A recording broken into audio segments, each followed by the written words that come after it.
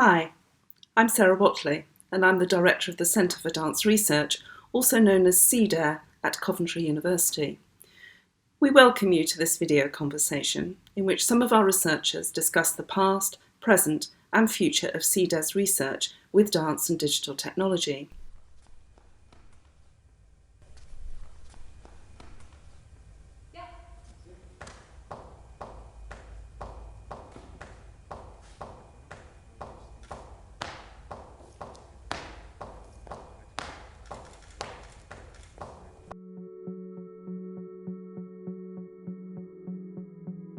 Researchers at cdare have been working at the intersection of dance and the digital for a number of years.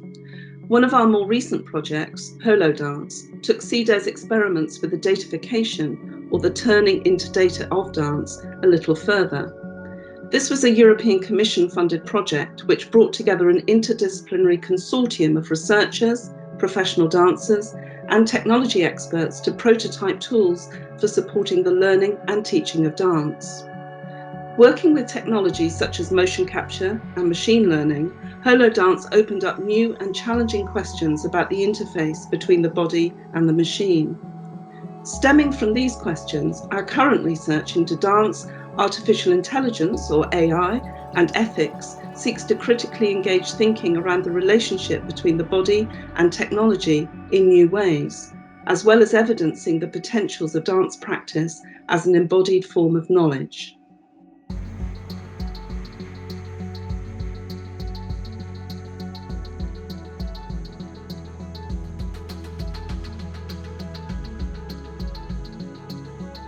Engaging in that process from the very beginning of tagging and deciding what language, and because of the language and the framework and structure that we decided on quite early on in the project, forced me to reflect on my practice, on the choreographic decisions, and what did or did not enter the studio or the motion capture session, Right. and then how that would translate to a machine, and how the machine would then interpret that that work or that language. So there was always a relationship, but also a tension there, because sometimes there wasn't always language available to me that reflected what I was doing, or that the developers or the machine would understand or reflect that process. You know, there were some partners that were applying their previous knowledge from different disciplines to the dancing body. And I think 2 years into the project, they maybe realized that that wasn't necessarily possible, to say that if you deconstruct a step so many times, it is now the machine can understand that or pick that up. So this whole, again, language and annotation was a big part of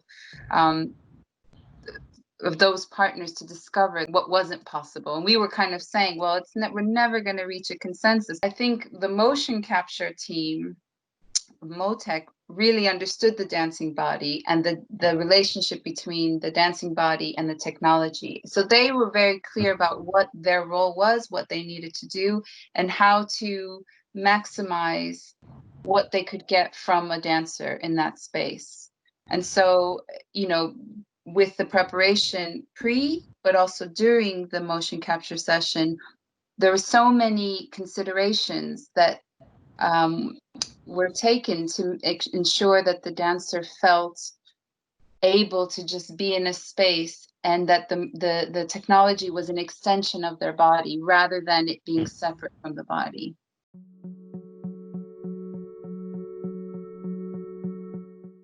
The group were coming from very different places. You know, we all had very particular kind of stakes in the project and ambitions for the project and our own goals as well as the project goals.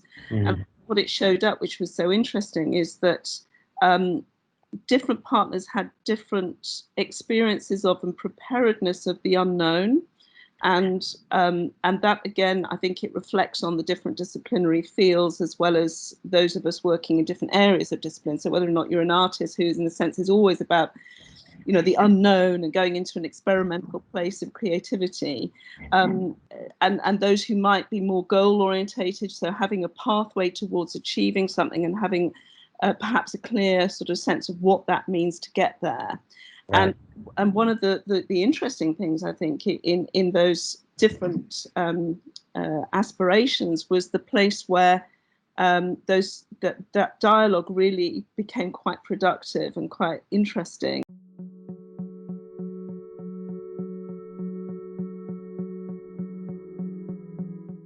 Rosa and I may be sitting together in front of the screen, and I might be really interested in the roll of the shoulder and the subtle gesture of the right knee, and Rosa might be interested in the weight that's going through the heel of the foot. And so we are looking at the complexity of a body in motion in quite different ways, and how you reconcile those different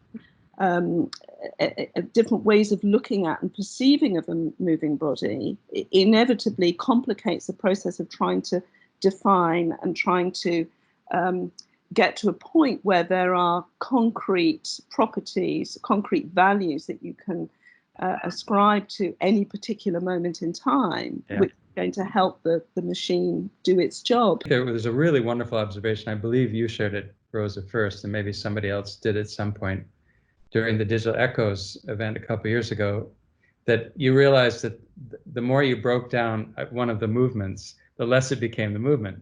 Yeah. At one point, it just was no longer. So yeah. it's such an interesting way, a simple way of drawing attention to the what can be lost by this kind of granular level, measurable dimension. The coders came into the dance studio. So there was a day when everyone we taught each other our dances, and we shared that space. And it wasn't just the dancers, but the coders as well. And that shifted something for everyone. Mm-hmm. And I think they could understand that it's a combination of things, that the body is, yes, the mechanics of it and their qualities, but there's a wholeness to it that is important to remember and to honor.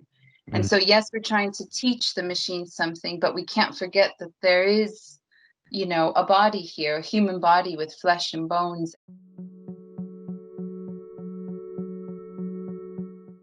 The problems or challenges arose from the fact that the goal of the project was to, at least partially, replace a human teacher with a machine, rather than having, in my narrow understanding of machine learning nowadays, is that machine learning is still constrained to very narrow tasks, so a high level of abstraction, high level of consistency. And if you would like to have a machine learning system assume a more holistic position, then that's going to be hyper difficult. And so whenever you try to really replace inherently human role with something that the machine should do, then these challenges will probably pop up. And I wonder whether, machine learning, at least for me, is interesting if you want to look at specific details without being distracted by other things that you automatically normally also pay attention to. So machine learning can help you to narrow down your focus on specific things in order to complement the human tendency to look at everything at the same time. It's interesting because within the project, there are indications of opportunities for people to recognize the wholeness, the complexity of the body, for people to learn from that, or to become familiar with that, to recognize some of the challenges for their own discipline if they are computing scientists or engineers, because the machine learning algorithms are AI-related technologies. So these are machine learning, deep learning are what they call bottom-up technologies for deriving patterns from things just by feeding them training sets. And the current concern that we're looking at, where there's all this development of, ethical, trying to develop ethical principles to apply to AI development, which is happening on such a grand scale. So in some very small way, the project was using those kinds of algorithms. Dancers need to think about ethics and, this relationship, because we are a generous community, but there still needs to be a framework around how our data or our body or the objects that we produce and make is offered to a community. And that seems, easier to make a case for with music or with, visual arts, but with the body, it's somehow a little bit more complex. Data persists for a very long time, and even data, motion capture data or data coming out of those sorts of earlier technologies is still in the world, and it's still being accessed and sometimes reused in different ways, and it travels through multiple processes, but that trace of the original body, if you like, is still in that data. You've been watching a series of video segments from a 1-hour conversation reflecting on the WhoLoDance project. We talked about translating dance into something machine readable, the need for understanding between researchers from different disciplines, and the irreducible complexity of the body. We talked about the challenges this poses for machine learning and about the persistence of data.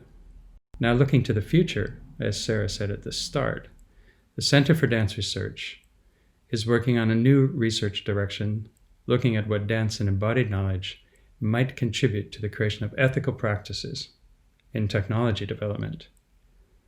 We are starting work on this now with new collaborators from different disciplines, including social science and critical disability studies.